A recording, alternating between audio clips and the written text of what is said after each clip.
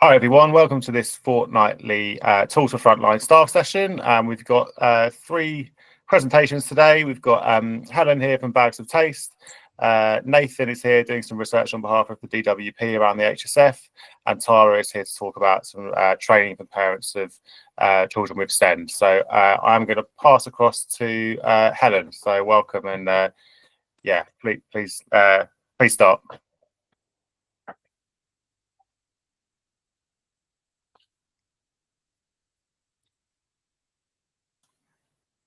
Helen, can you hear me?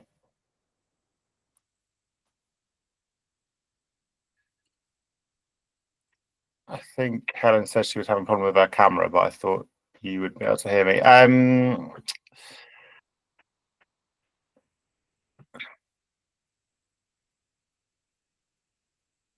just going to email Helen outside the meeting. Bear with me one moment.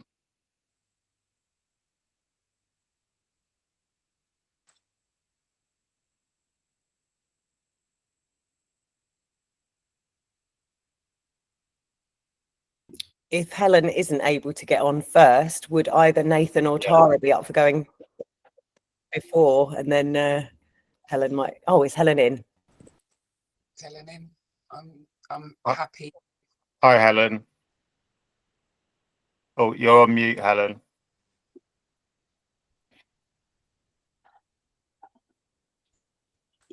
You're on mute, Helen, so we can't hear you.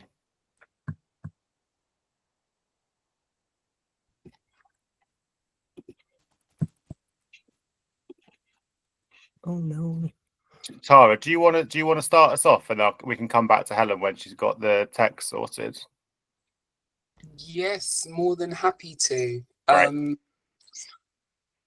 I'm wondering if apologies, I'm like really proficient at Teams, not so much at Google.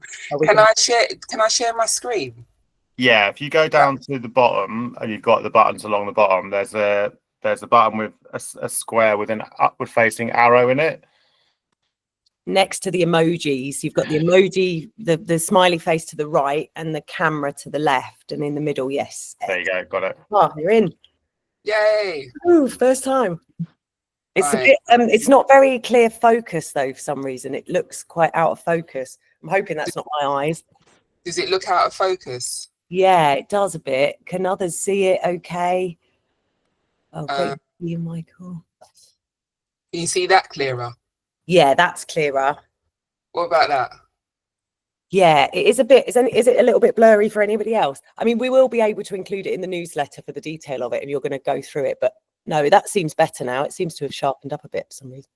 Yeah, I mean, the reason why I didn't send it to John is because I wouldn't necessarily want this included in the newsletter. I can send you something. I just wanted something to speak to. Yeah, perfect. It looks good to me now. All right, let me just really briefly. Hello, everybody. Thank you for having me here. I just really I'm going to really briefly introduce myself, which is important context really for this offer, and why I'm here trying to promote this offer, which I think is very valuable. So my name's Tara, and I've got a background in mental health services, but also for a number of years have been doing training delivery, working with organisations of mostly in the voluntary sector, delivering reflective practice and facilitating spaces to think. I'm also a programme coach at Visionnaires. We are part of Capital City College Group, and my role there primarily involves supporting groups of adults through a start your own business training. And more recently, we've added a really fantastic course, actually, a level 1 remote and independent working qualification. It's actually a qualification that people work towards over 6 days. And sort of the broader context to it is I'm also the mum of a young man who's got quite complex needs that kind of cover autism, learning difficulty, ADHD, and the complexity of his needs really impacted on my capacity to work. So I found myself in a position where I had no choice really but to utilize my skill set and kind of try and figure out a way of working flexibly around his needs, because we were doing a lot of system navigating, and it kind of really required a bit of a project management hat in a sense, to kind of navigate and manage it all. So then kind of fast forward, delivering this Start Your Own Business program and level 1 program at Visionnaires, I spoke to the team and said, look, like, it really feels like it would be a wonderful thing if we could offer a tailored version of this to parents and carers, because I know that there are many people who are going through and have experienced very similar difficulties to what we did, and that was managing your time and sustaining yourself, and kind of figuring out how to work whilst also advocating and supporting your young person. And I know from kind of both lived experience and also through my work. So another hat that I wear is I'm a peer educator at the Autism Hub London. We kind of sit underneath within the National Charity Contact, and we're part of the broader kind of Autism Central offer NHS Commission service. And I know that many parents and carers kind of struggle to kind of balance their own needs and capacity to sustain themselves with being able to support their young people. So the college got behind me, and basically we've got this offer, and there's two parts to the offer really. There's a level 1 program that in theory will be starting not this Monday coming, the Monday after, depending on enrolment numbers and how many people are interested. At the heart of this offer, really what I've wanted is flexibility, because I fully understand how important it is to kind of have flexibility when you're often working and existing in systems that can feel quite inflexible. And is part of the reason why many parents and carers of children, young people and adults find it difficult to find ways of working because systems are not able to kind of accommodate their needs. So in theory, the level 1 is due to start on the 15th of September. Depending on the expressions of interest, I'm kind of more than happy to sort of shift those dates. So the level 1 is really a kind of foundational course. And the beauty of it is it gives people who attend it a space to think, a facilitated space to think with other people.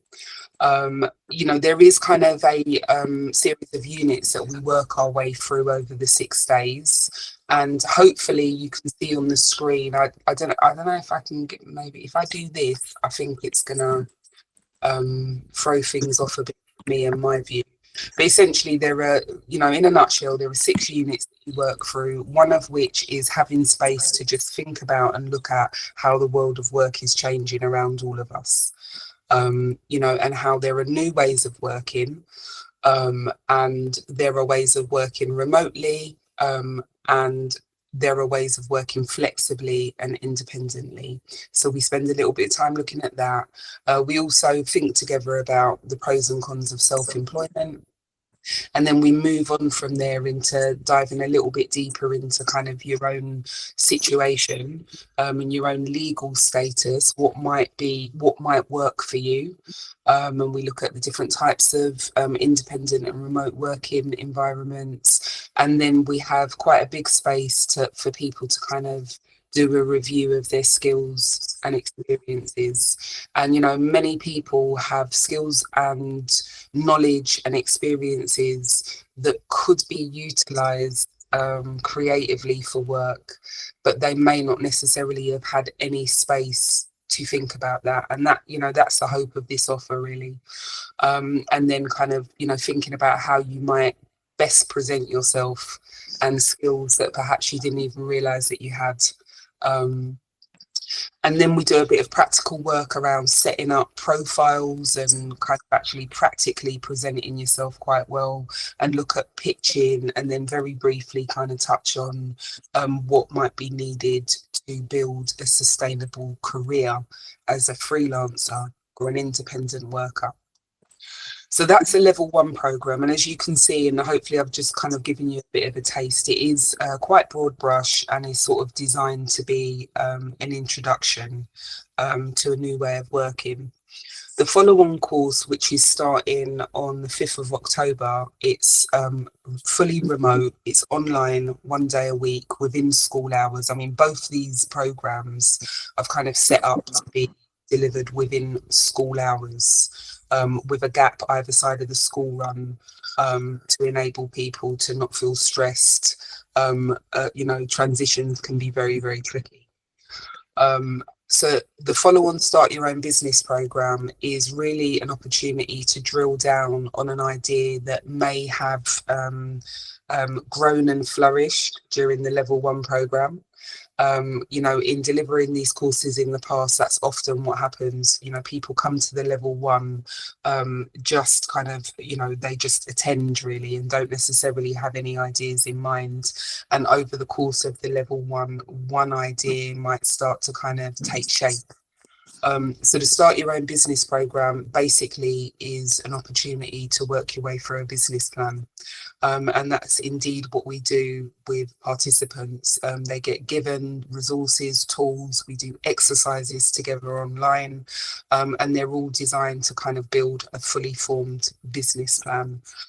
So we look at, you know, the basics, the foundational stuff, which is kind of all about mindset, as is everything, as is much of our kind of journey out here. You know, mindset, what you might need, what you need around you, who you might need around you, resources, etc.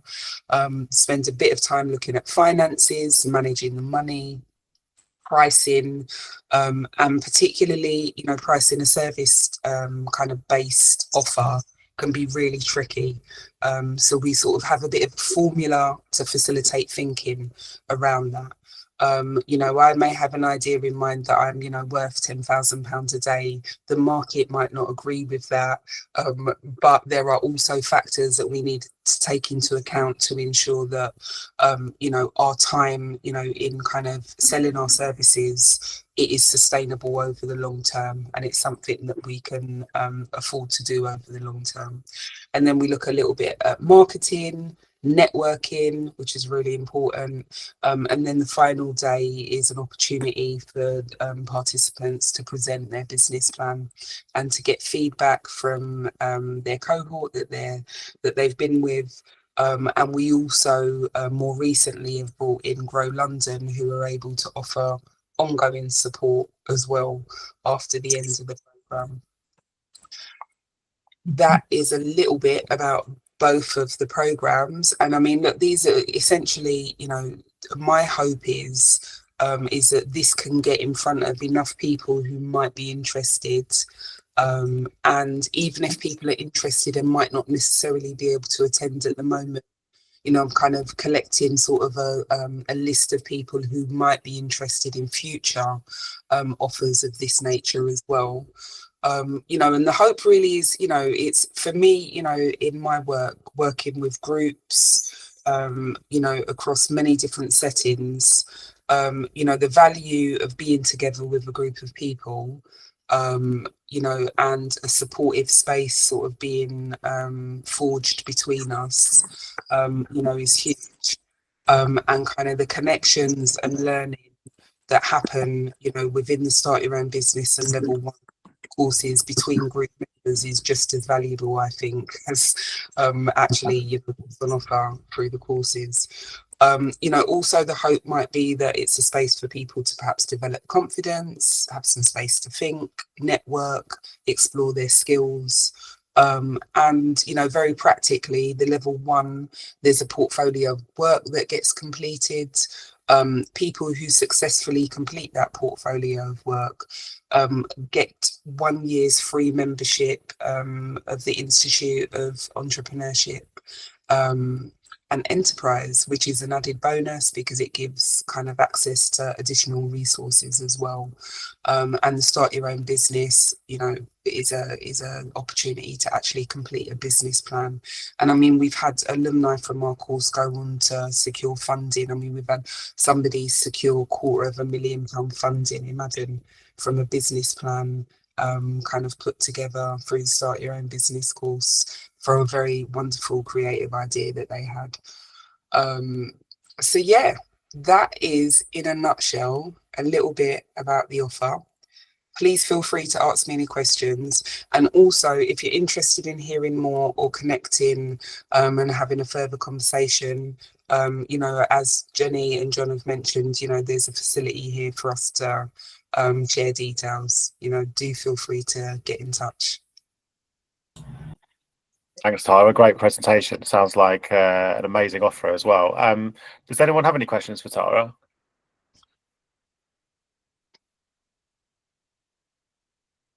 Euphemia.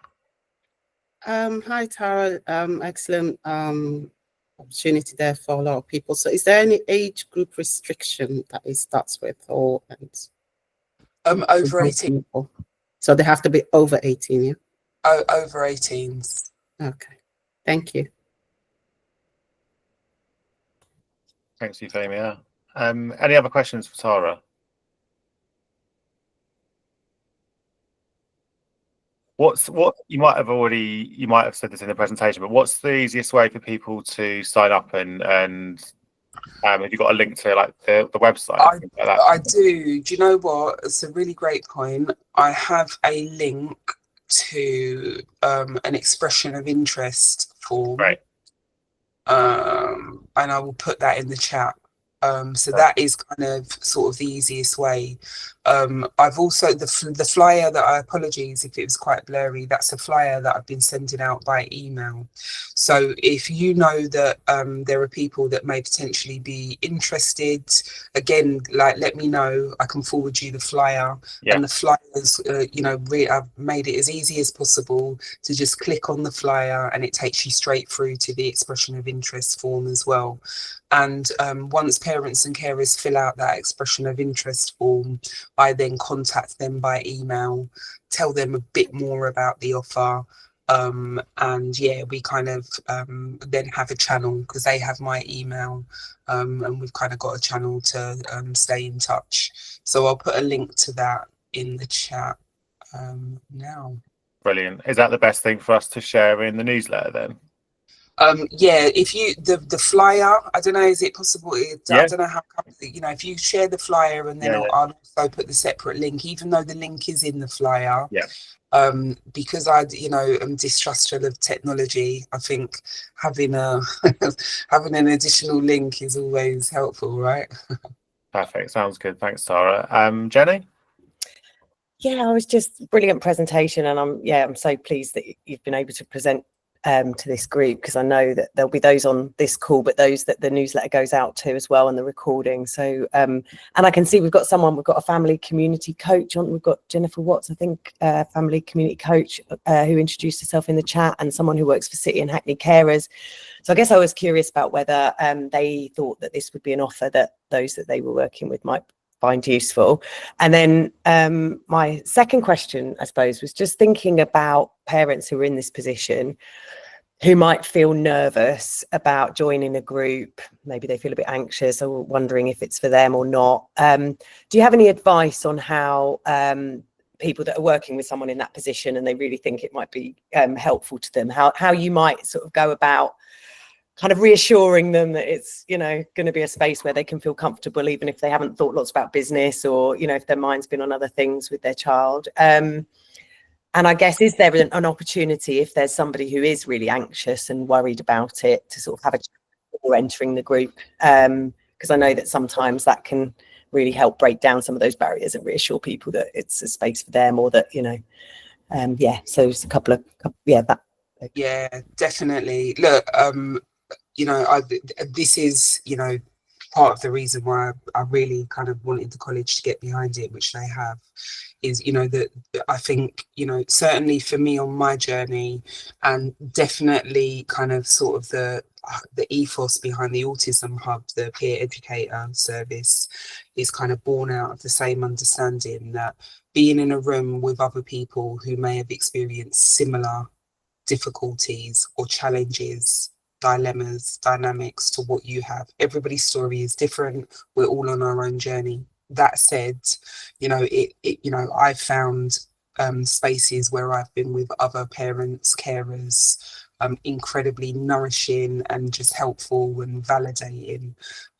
You know, so I think, you know, the fact that the space is going to be facilitated by somebody who's kind of walked that walk, lived experience, number one, and number two, you're going to be in a space with other people who are also kind of in the same position, who are, you know, have a role that involves parenting and caring for somebody who has special educational needs or disabilities. So, you know, I think, you know, that hopefully, but also additionally, what I mean, I did this at the end of August, and I will do it periodically actually, because what I'd imagine and what I'm hoping for is that as people register interest, it may be that the courses, you know, certainly the level 1 that's starting in a couple of weeks might be too soon for some people, even though I thought it would be helpful to have them start a few weeks into the school term. Give people a bit of a chance to kind of get through that transition back into school. But, you know, it may be that people are interested in other opportunities that come up.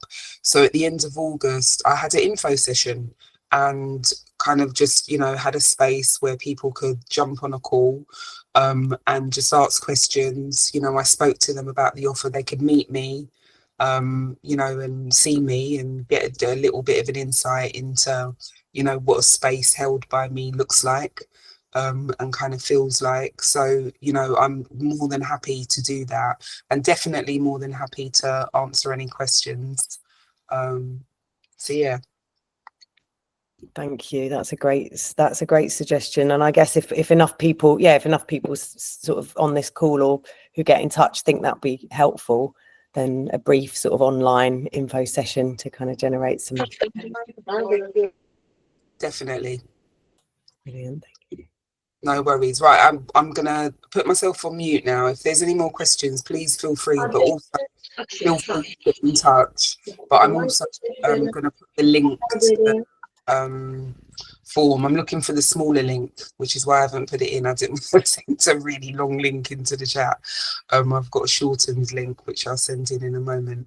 Thanks. I think there was just one question in the chat from Rachel around if this is advertised on the Send Local Offer website. It's the council's website that sort of advertises everything available locally for children and young people with Send. So I'm not sure if either you're aware of the website or B, yes, if it is on there or not. I'm not sure. It's not on there right at this minute. Okay. But what's really lovely is it should be up there within the next 48 hours, I've been told.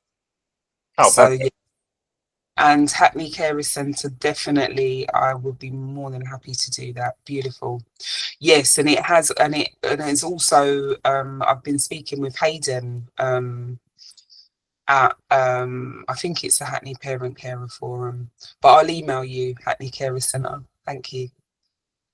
Great, thanks, Tara. And I think Shay from the Round Chapel as well is looking for the material as well. So, and I noticed that Kome joined the call from African Community School, who may well be working with people that would be really interested in this offer as well. So it would be good to, yeah, it's a shame. Thank you, Jenny. Sorry for joining late, just jumping from one meeting to another. Yeah, good. So thank you for this.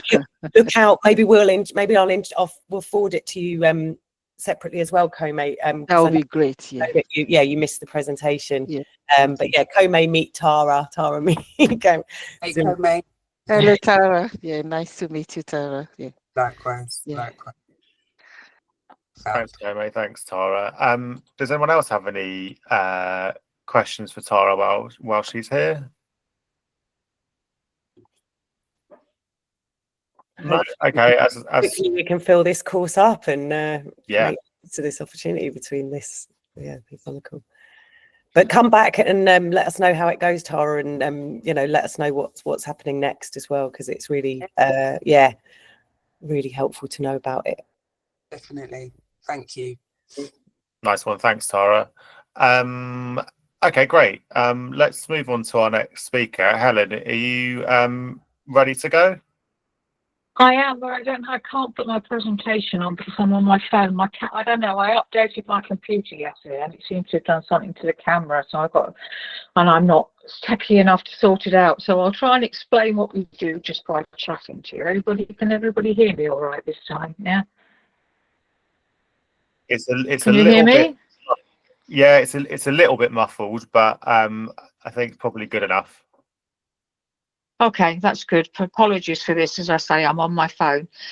Right, okay, so Bags of Taste is an organisation. We have been working in Hackney for about the last 10 years, and I don't know if anybody has heard about us. We are an organisation that tries to help people who are struggling with different challenges in their lives, and it could be a challenge that they have.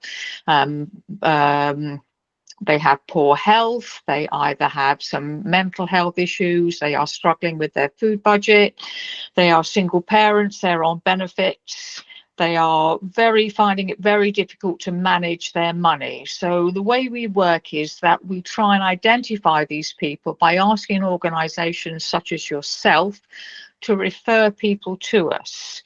We run a home-mentored 2-week cooking course, which gives them one-to-one support in their own home to cook delicious, low-cost meals. And the way we do this is that we arrange to have a bag of ingredients delivered to their door where everything is weighed, measured out, ready to go. They get put into either a WhatsApp chat with other people doing the course, or they get called every day on the phone. And then they have 2 weeks to cook those meals in their own time. The 3 meals serve 2 to 3 portions. We are trying to teach them how they can cook delicious meals using store-covered ingredients. So we find that many of the people that we talk to, even though they are able to cook, even though they are do have access to ingredients, they actually have so many challenges in their lives, but by the time it gets to the end of the day, it's much easier for them to order a takeaway or put a ready meal in the oven rather than actually cook for themselves. So we're trying to encourage them to cook and shop and store and plan and budget, and show them that instead of ordering a takeaway, which takes 30 minutes to come, they can actually cook our recipes in that 30 minutes, and which will save them a lot of money. Many of the people I interview in all areas of the country we work in, one of the questions we ask them is, how much do you spend a week on ready meals, convenience foods and takeaways? And it can be anything between £5 to £100 a week on these foods, simply because they have so many challenges that actually getting to the end of the day and trying to cook a meal is just one step too far for them. So we would like to offer people in Hackney, we have lots of funding in Hackney. We're funded by the parochial councils, and we have been for a long time. And we would like to offer anybody that you deal with an opportunity to get signed up for our course. We have many places available, and actually take advantage of this offer, which is for Hackney residents. So I will send some details to John to put to you with a flyer about the Hackney course, and we can get these people signed up. So if we can take anybody. If the person is under 16, we want an adult to be in the WhatsApp chat with them, because we are very careful with people that we deal with. But anybody over the age of 18, so we have dealt with many people, like people who are coming out of care. We have supported, we've done a big contract with NACRO, so we've supported prisoners who've been just released from prison and put into bail hospitals. I did 180 ex-prisoners, almost self-mentoring them all myself, because difficult. We have some very experienced mentors, but many of our mentors in our group, volunteer mentors, are students at university who are doing nutrition degrees. So I was well aware that I'm not sure, I wasn't told what these people had done when they come out of prison, but I'm well aware about, I didn't want young girls to be looking after these men that have come out of prison for all sorts of reasons. So they got me instead, which is an old person, and they didn't mess around with me. So it was very good. But I can send all the details out for the course. You can contact me and I'll give my details to John, as I say, in a flyer about the course. We work all over Hackney. We're really happy to talk to people about it. So I'm just asking if anybody's got any questions about what we do or how they can contact me. Great, thanks, Helen. Great presentation, even without the slides. Does anyone have a question for Helen? Abby? Hi, Abby. Hi, Helen. Good to meet you. I think I've met one of your colleagues previously through our public health match funding program a couple years ago, who came to kind of a co-production workshop. Good to meet you. For this current funding for the Hackney course, what's the time range on that? When does it start? How long? Well, we're running courses at the moment. We've got funding till well into next year from Hackney, so we can take anybody you want, anytime you want, really. Just contact her. I will put the flyer, as I say, I'll send it to John with all the details about it. You can either phone me directly and I will put you in touch with the right person, or email me, or we have a lovely member of my team who works in Hackney who is going around and now visiting various areas like the Hackney Play Bus. I think she's been to a few doctor's surgeries where they've put on health events and stuff to try and sign people up. So we're really, really keen to get as many people as possible, because I keep telling people it's local money for local people. It's free to them, even though somebody's paying for it, it's free to them. All we ask is that they cook the 3 meals. They put pictures of what they've cooked in the WhatsApp chat, so they get all this praise from people saying, well done, amazing, did you like it? They're being checked in every day by the mentor so that they get the social aspect of it. They love being in a WhatsApp chat and seeing what other people do.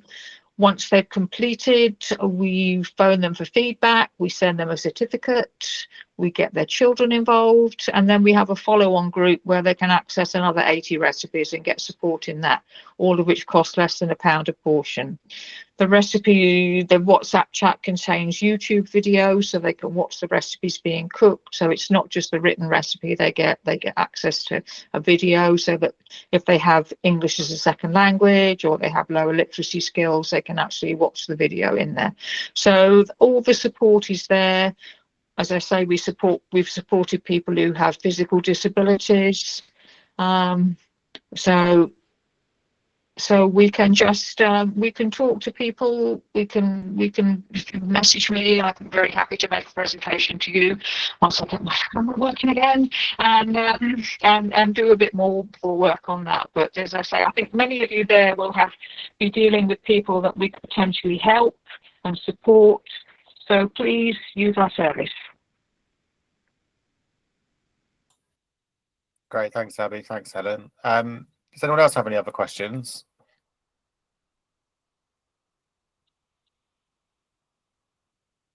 No? Okay. Well, yeah, do send me all of your materials then, and contact details and everything, Helen, and we can include them in the newsletter. I will do that, John. I'll do it now. I'm going to have to leave. I'm sorry, but thank you very much for your time. And again, I apologise for my computer not behaving itself. That's all right. Thank you very much. You all sound like you're doing an amazing job there with it. And that presentation by Tara was just, I mean, I'm an ex-teacher myself, and I'm just like blown away with what she's doing for these young people. I think it's fantastic. But so thanks very much for your time, everybody. Thank you. Thanks a lot, Helen. Cheers. Bye. Bye. Bye. Great. Cool. All right. We're going to move on to the next item then. So, yeah, as Nathan's explained in the chat, he's from a research agency which the government have sort of procured to do some research around the Household Support Fund, which some of you on the call may have been involved in sort of delivering on behalf of the council. So Nathan, do you want to you want to take it away and introduce sort of what you're looking for?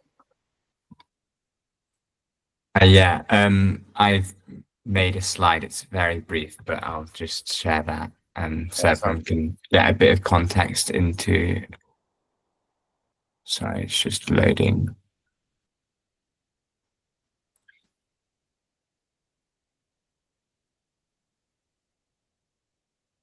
Can everyone see my? Yeah, we've got it. So yeah, it's not got. Yeah, I'm also used to Teams where you get this sort of big red flashing light to say that you're presenting. Okay, yeah. So that's my notes.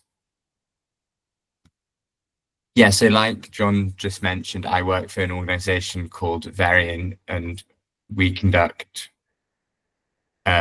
Has everything disappeared, or is it still okay? No, we've still got it. Okay, good. Yeah, we conduct independent research and evaluation work on behalf of the government, and we work with a range of different departments. So here we're working with the Department for Work and Pensions just to understand in more detail how councils like Hackney are delivering on the Household Support Fund and on discretionary housing payments. But I think specifically here looking at Household Support Fund. So the idea of, I guess, me sort of joining this call today is just to see and trying to sort of begin a discussion around understanding the role of like voluntary organizations, community organizations like yours in the delivery of the scheme, and just to see if you actually have any opinions and perspectives on the scheme that you sort of would be happy to share. In terms of, I guess, just to give a bit of context on the broader sort of scope of work that we're conducting. So we're conducting interviews with local authorities like Hackney. We're conducting interviews with partners. And so we've been looking to try and talk to community organizations individually as well, just to understand their delivery. And we're also just conducting review of documentation that different councils might have on the delivery of the scheme. So just in terms of today, I'm aware, like John just said, that maybe not everyone has been involved with HSE in terms of their different organizations. So you might not have a perspective on it. And I guess maybe this section of the conversation is not super relevant, but I was hoping to use some of this time to maybe just have a brief chat with people on the call about some key areas around how they're involved with the scheme. So how funding is used from the council in your different organizations, if you could briefly share. And then I think probably more beneficial from my perspective would just open up a discussion around what people feel have been key elements on the scheme that have worked well and what are the challenges, because that's the broader piece about what we're looking to understand, because after this year, the Household Support Fund is going to be merged into a new scheme called the Crisis Resilience Fund that DWP are developing now. And I guess any learnings from organizations such as yours would be useful from their perspective to try and essentially improve delivery. Yeah,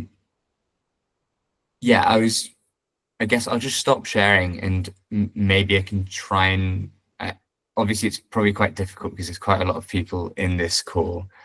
So I'm not sure, John, what your perspective is on trying to open up a conversation on the scheme here, or should I like leave my email in the chat or something and people can try and get in contact with me elsewhere? Because I'm worried that I don't want to sort of start a conversation with too many people and then, yeah, and especially if it's not relevant for everyone. No, I think now if people have got experiences they want to share, is a good time to do so, and they can also follow up with you. Yeah. I can sort of share your contact if you want to put your email in the chat. But we've got a few hands already raised, so yeah, okay. Get stuck in now. I think you were first, Catherine, if you wanted to come in. Hi Nathan, nice to meet you. I'm Catherine and I manage the libraries. I manage the libraries in the borough, and we have had £20,000 worth of household support fund vouchers that we spent last year, or we gave away last year. And I'm happy to share kind of like how we did that and what we did and what we might think about doing in a more. So we got, I heard that there was some money going, and I didn't want it to go to waste. And we have in the libraries, it's a universal service. We have a lot of people who are very vulnerable coming in. We have families coming in during the summer. We do a lot of events for families and also everybody else, really. So I didn't really want that to go to waste. And I thought this was we could be a really good kind of conduit, a good distribution point for that.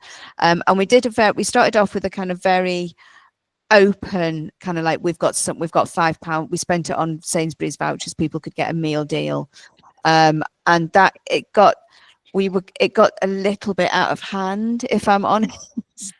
It was a little bit difficult, so we managed to kind of corral it a little bit to make it a bit more meaningful for customers and library visitors. So we had a few different areas where we sent where we would give the vouchers out. So families over school holidays, we would give a voucher. You'd come to an event at a library and you could get a voucher for each member of your family and then go and get lunch afterwards. So that was one thing.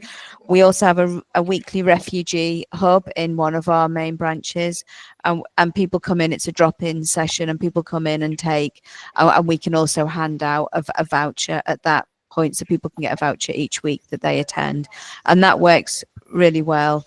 We have people who are at home, and we deliver books to them monthly, and we would do a few kind of batches throughout the year. We would give them vouchers that they could also spend in Sainsbury's. And the last thing that we did was we partnered up with Carabeats, who were doing they're a local kind of food-based charity, which everyone in this room will know, but you probably won't, Nathan.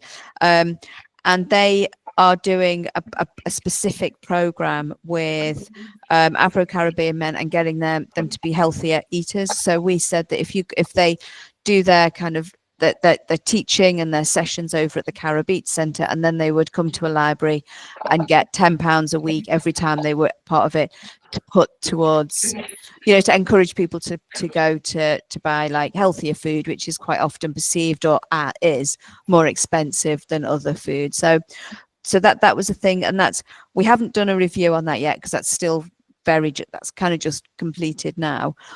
But I think that was it was a good way. I mean, of kind of like targeting something and making it a little bit meaningful. So I could come back to you at some other point to tell you how that went and what our pitfalls were and what our positives were. I think one of the problems that we've had is that, so for this summer, we haven't had the vouchers, but we've still had families who've kind of, the expectation is that we might be able to offer them vouchers. So I think it's a little bit more consistent would be good, and that we can reliably offer. So every Easter we can offer things, every summer holidays, rather than on it was a bit more of an ad hoc basis. And I think that's my feedback. Again, I think it's quite difficult sometimes for frontline staff to kind of, we didn't ask them to make a judgment, but we tried to kind of manage the thing, because that's just kind of not fair or appropriate. But we wanted it to be a kind of like a no judgment offer, which was what our main aim was. There you go. That's all I've got to say on it. Sorry, can I quickly ask, what do you mean by a no judgment offer in terms of offering up the sort of vouchers? Okay. So we're an open door service. People come and that they don't come. It's not like you have to.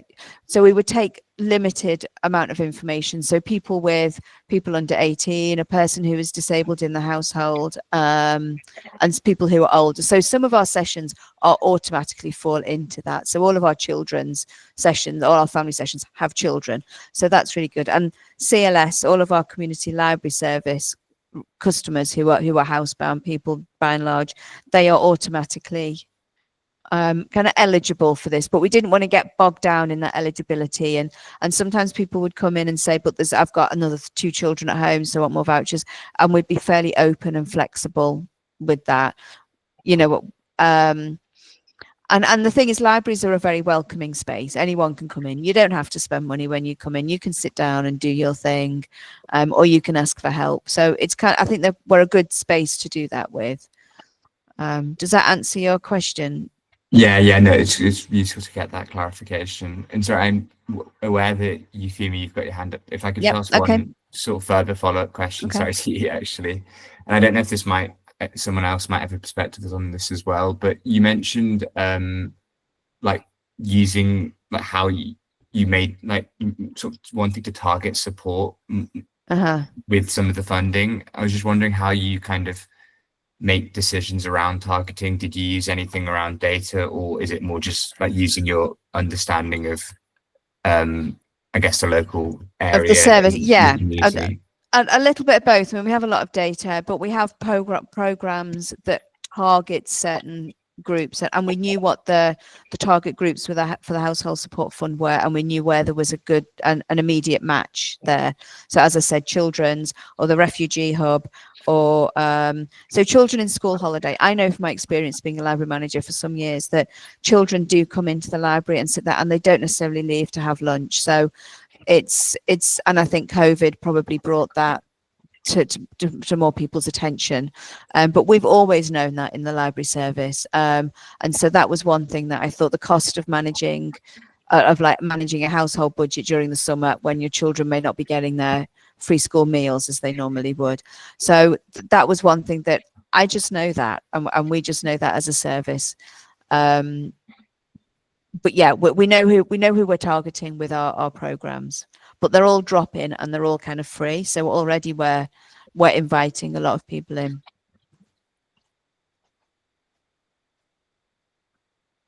No, thanks for sharing. It's really interesting It's to okay. hear. Yeah, I'll go to you, Euphemia, if you've got your hand up. Yeah, hi. So, like Catherine, we are also recipient of the household funds and have done for a while. And so that's for Woodbury Aid, based in North Hackney, Woodbury Down, and which during COVID and afterwards, highly disproportionate group. And during that period, obviously, the concerns were that the Black and global majority were not getting the food, that they were eating. Hence a lot of waste. And then kind of advocate for cultural appropriate food, which this funding was a great support to the community, making sure that they are getting cultural appropriate food and buying in bulk. And so what that enabled us, of course, to reach out more to the Black and Afro-Caribbean communities, and Woodbury Down also Kurdish, Turkish area as well, making sure that we constantly provide the food that they would normally go out to get, and giving them a wide variety of food. So we buy in bulk, again, based on the agreement with the household funds, and making sure they're also getting healthy, nutritionist food that they would normally go out to buy.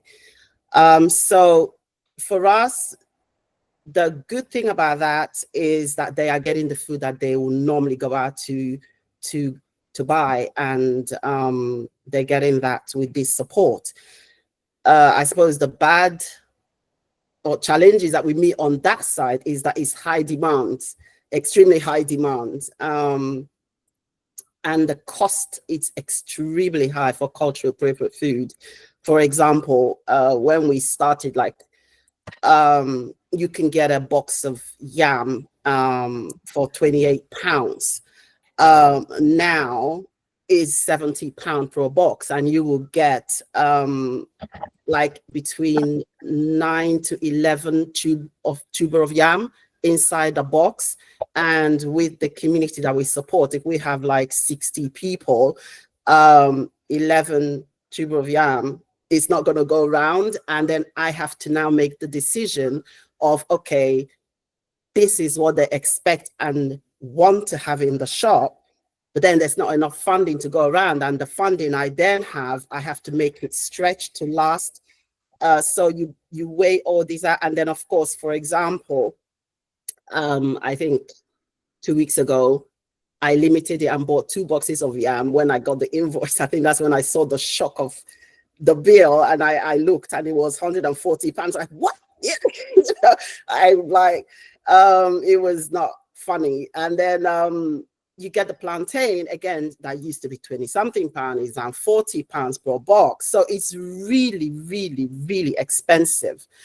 So these are the challenges. And then when you make the decision not to provide that one particular week, and then the beneficiaries come, they are not really too happy about that, and they're very vocal about their expectations to that. So these are the good and the bad side, is that things are getting extremely expensive, and having to make the tough decisions on what we can and cannot get, still trying to maintain providing that cultural appropriate food.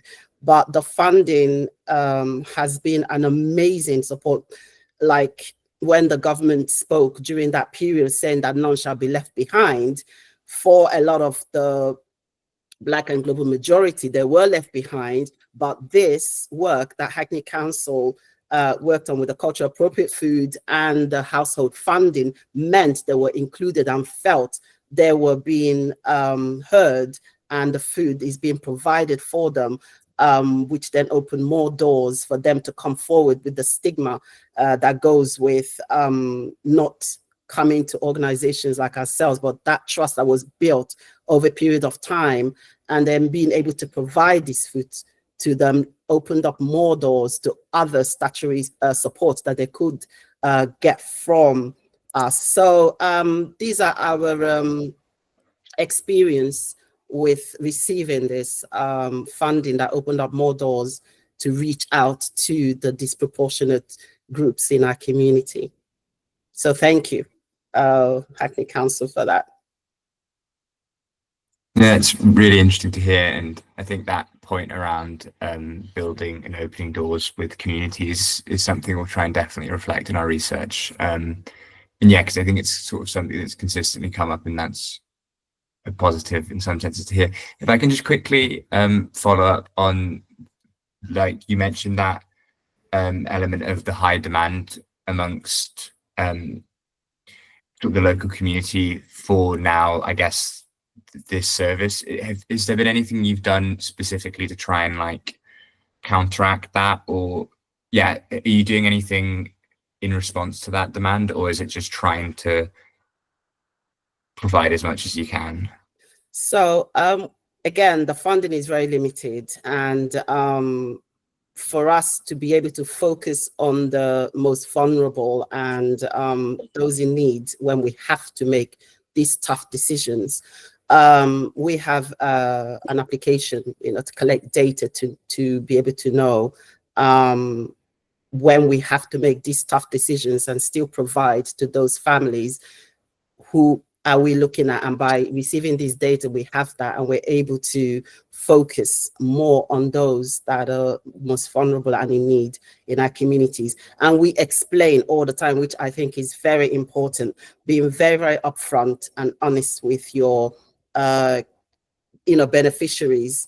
When we have plenty, fine, we'll tell them. When we have limited resources, we'll again say, look, this is what we have to make these decisions. We have to reduce what we are giving out. For example, with the yam, if you were getting a whole yam before, and then with this, we will cut it in half and then give them a half, and they'll say, well, we've got, I said, I know, but we just wanted to reach as many people as possible. And this is the situation right now. So this is how we kind of deal with our beneficiaries, just being upfront and honest with them. So, and carrying them along in everything that we do. So they would, and majority of the time they do understand. Mm-hmm. No, that's useful to understand from us. And just on that data, is that something that, I guess, how are you collecting? Is that almost being like voluntarily shared by your recipients and the people you engage with, and then you use that for decision making, or is that collected in another way? So this is for people that register, which we get people that register every week.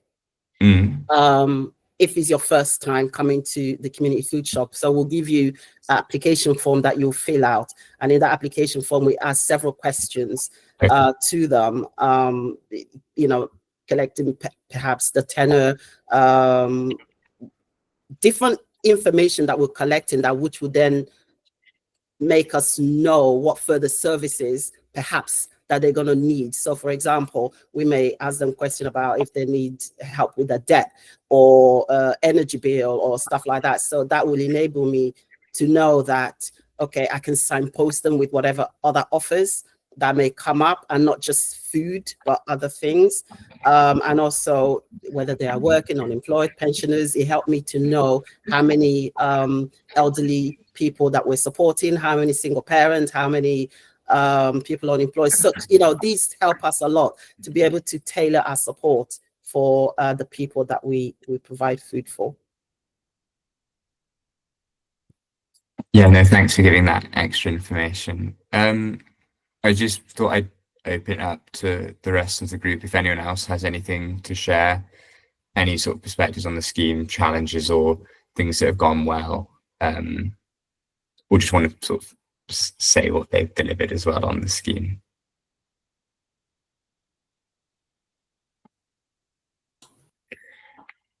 I think I've actually got an interview sort of booked in with Kome, so but if the other people mentioned. Kome, did you want to come in? No, I've already have appointment with him, so we'll do Yeah. that. Okay, great. Yeah, I'll speak. It's Nicolette.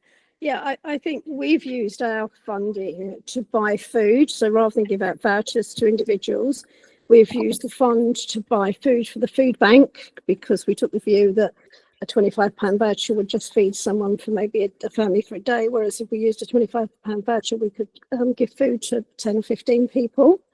So we've done it in that way, and then we've also supported 7 or 8 other charities within our group, as we're a food hub, and we've handed those food.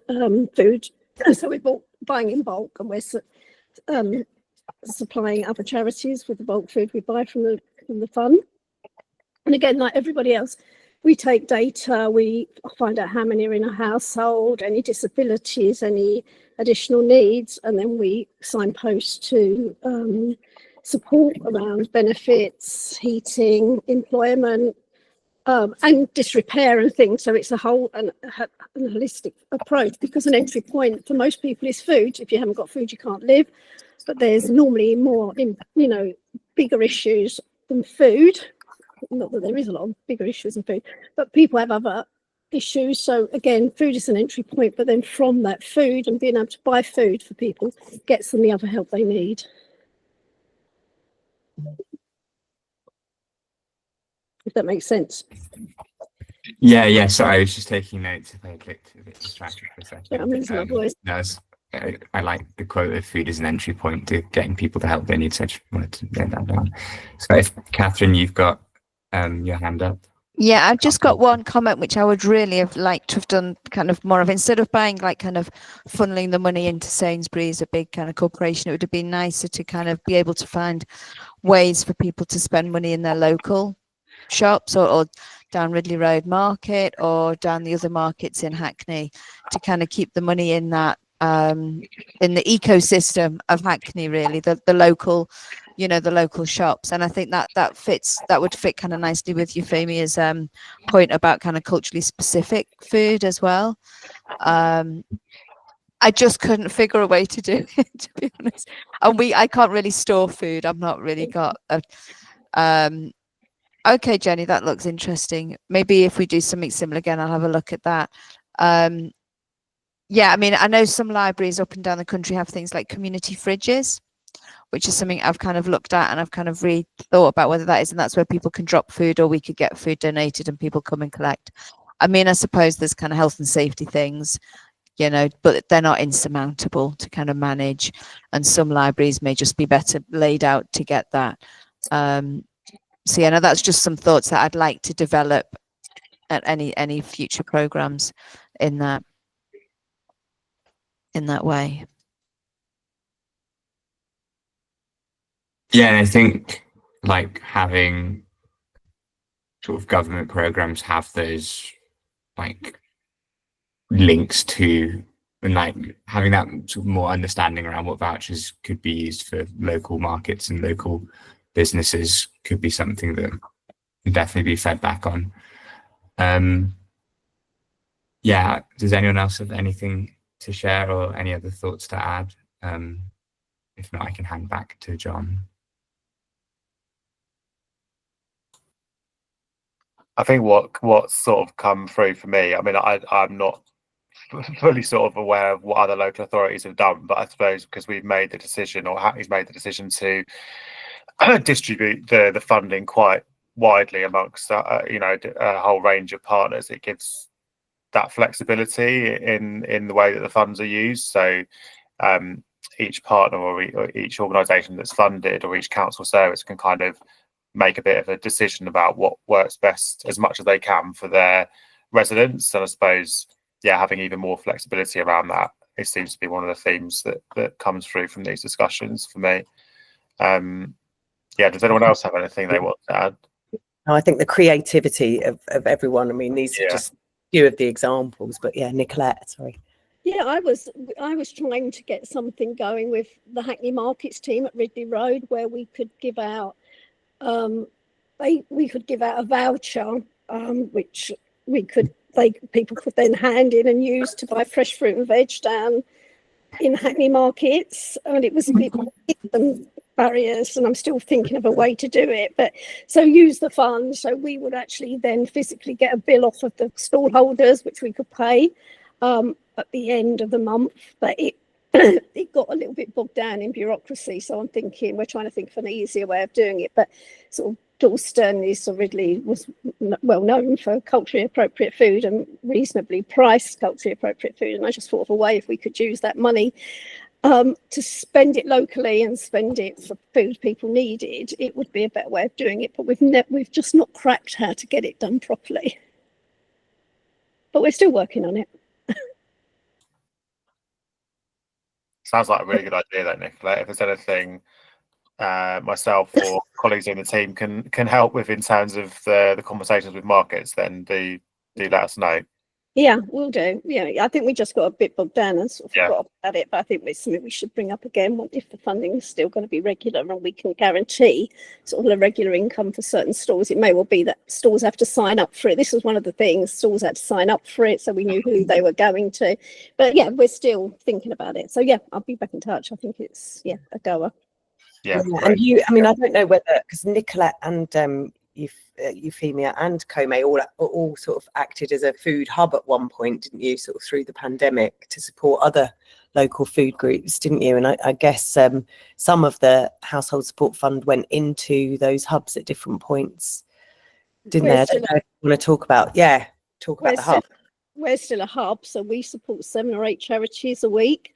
So from the household support fund, the things like we don't get through Felix Project, we can buy. So things like toiletries, culturally appropriate food, we can buy, and then that distributes. So I think the Morningside hub supports about 3,000 people a week. And so that household support fund is supporting, in theory, £3,000 a week. So it's just, in real terms, it's quite a small pot of money for that amount of people. But it goes a long way. Yeah. And it's been quite a challenge, hasn't it, in terms of the hubs and distribution. And I know that, in terms of getting enough food into the borough and where people can pick it up from, and the sort of supply of food. Yeah. Rachel? Yeah, I mean, the household support fund also funds the like school meals, vouchers for children, free school meals eligible children in the holidays. It also give out crisis payments and advice services for people. And I know that Nathan, you're also looking at how discretionary housing payments. So I don't know if colleagues have got any experience of any of those services that they would like to sort of share with us. We also give money to temporary accommodation, for them, to people in rent arrears as well. So those are some of the other things that we fund from this money. So I don't know if colleagues have got any comments about any of those things. Sorry, me again.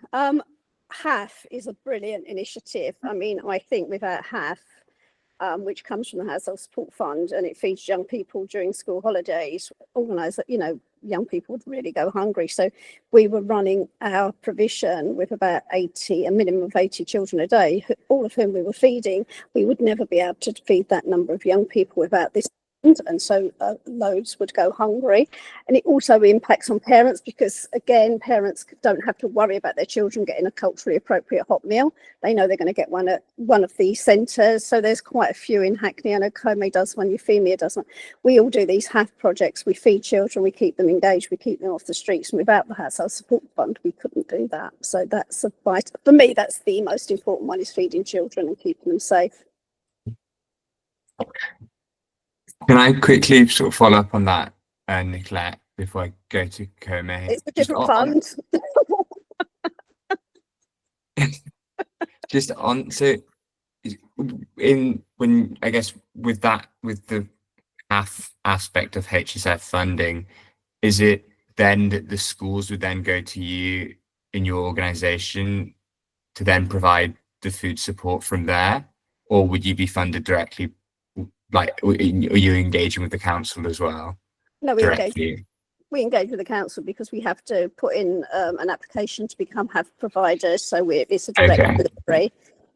Sorry, I thought it was all part of this Household Support Fund. So it is actually a different fund. Yes. Sorry, so just not confusing. It's Household Support Fund funds holiday vouchers that we give to parents who have children on free school meals, and that comes via the schools. Holiday Activities with Food is a different fund, which has just been confirmed by the Department for Education, which we are very relieved about. But we will be thinking about how Holiday Activities with Food dovetails with the money that vouchers that we give to free school meals eligible young people and their families during the holiday. So it is relevant, but they are different funds.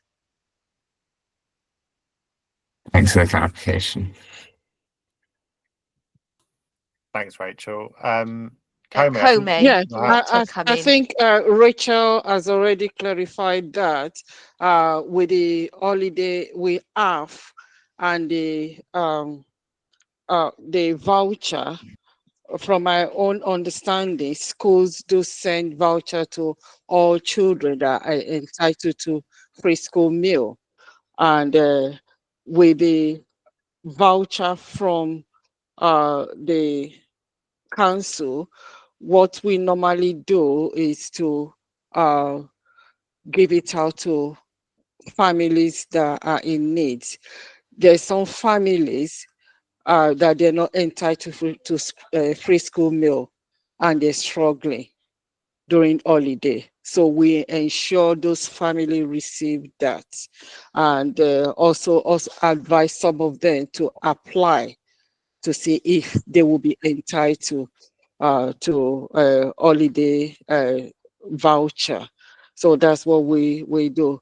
And our project has been so great for a lot of children during this summer school, those children that are on free school meal, for them to continue taking hot meal during the summer holiday. Though some of them receive voucher through the school, but they also need a hot meal to take. So that's why they attend HAF project. Yeah.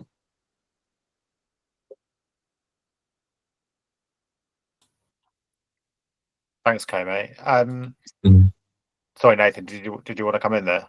No, I was just going to say thanks as well for sharing. Great. Does anyone else have anything they want to share around HSF? When does your sort of program of research end, Nathan? When's the sort of like deadline, if you like, if people want to get in touch? We're looking to sort of finish or try to finish the majority of interviews and research by the end of September. But there is scope to maybe continue some work in that sort of first week of October, but ideally have the majority of research done by then, and we have enough time to report. I think DWP want us to turn things around quite quickly because the Crisis Resilience Fund is coming quite soon. So Yeah. relatively tight timelines. Sure. And is there anything you can say, for this group, just to keep this group informed in terms of the Crisis and Resilience Fund? And what I know that you're not involved in that, but just sort of if you're able to share a bit of context and sort of. I mean, I don't have too much to share, to be honest, because we're not as an organisation actually involved in the strand of work that's developing it. And I think it's something that will happen more specifically once we've finished our reporting stage and we're kind of engaging with DWP on what we found on these two, on HSF and DHP. But I think they're conducting an almost parallel strand now where they're kind of exploring separately what to do with the Crisis Resilience Fund, and then hopefully that will work alongside what we're doing and they'll have the time to kind of make the necessary adjustments. But to be honest, I'm not fully actually aware of what work DWP are doing specifically on it. Right. But yeah, we've been given a couple of links and stuff about the initial scoping stage. I can share that into the chat, but I think it's useful to just connect yeah. Especially when there's lots of different little pots of money around that people might be making use of. I don't know if you wanted to say, Rachel, just anything for those on the call, just in terms of like what we're doing on that, because obviously we don't have the full information from DWP yet, but we do have an idea that there's another bit of funding coming, and we'll have it for a bit longer, I guess, don't we? Yeah. So yes. So basically, the Resilience Fund, and as far as we know, they will still be focusing on crisis, but there'll also be a bit more of an emphasis on prevention, community resilience. We haven't got the guidance yet. We expect to get around about the same amount of money, but they're also going to be incorporating the discretionary housing payments into this fund as well. So it's basically to try and simplify government funding to local authorities. So we are sort of starting to think about what we might do. What we're gonna look at two elements. We're gonna look at the school holiday vouchers for children on free school meals. So we can. Oh no, we're losing you there. Into lost you there, schools Rachel. value that, sorry, to work to. Okay, and then the other aspect is the sort of here to help service, the crisis payments, the housing, discretionary housing payments. So the two areas we're going to look at first is the free holiday food vouchers and the here to help service and the discretionary housing payments, because those are the two biggest elements of what we fund. So if colleagues got views about any of those two things, then we'd kind of be glad to hear about it, basically. So yeah, just to say, we're going to schools and food vouchers in particular. We lost you there at the end. You've come in and out a few times, Rachel, but we lost that last bit. Wi-Fi's. And parents about the school holiday food vouchers for children Brilliant. on free school meals in particular. Great. Thanks, Rachel. That's really useful for everyone on the call. Okay. Unless anyone's got anything else they want to share with Nathan at this moment, we can draw this item to a close. But thanks everyone on the call for sharing everything. I hope you've got some rich insights there, Nathan, to feed into the work you're doing. And is it okay if I include your email address in the newsletter just to send out to everyone that we've got on the mailing list if they want to get in touch? Yeah. Very happy for that. Perfect. Okay, great. We've got about 10 minutes left of the call. So yeah, we usually open up the floor at this moment really for anyone who wants to share anything they're working on, anything they think would be useful to share with the group that's available for residents, or to ask a question of anyone on the call. So yeah, if anyone wants to come in and speak, then yeah, feel free to come in at this point.